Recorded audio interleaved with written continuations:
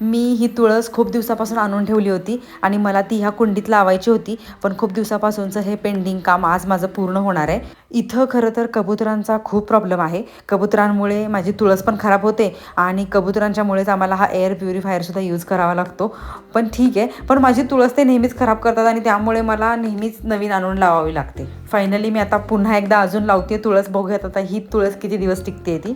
तसं मी तुळशीला खत वगैरे आणून घालते बऱ्याचदा, पण तरीही कबुतरं त्याच्यामध्ये येऊन बसतात, त्याच्यामुळे ती खराबच होऊन जाते. मला खरं तर कुंडीमध्ये सुद्धा बाकीची झाडं लावायला खूप आवडतात, पण कबुतरांच्यामुळे कुठलीच झाडं इथे टिकत नाहीत.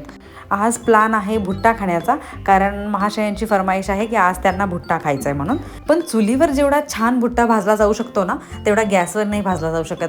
हा एक जुगाडच आहे. भुट्टा खाण्याची खरी मजा जी आहे ती पावसाळ्यातच आहे. असं कोणत्याही सीझनमध्ये खाल्ला तर तेवढी मजा नाही येत.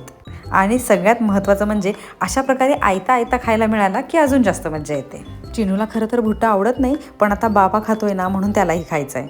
आजच्यासाठी एवढंच. Okay, bye.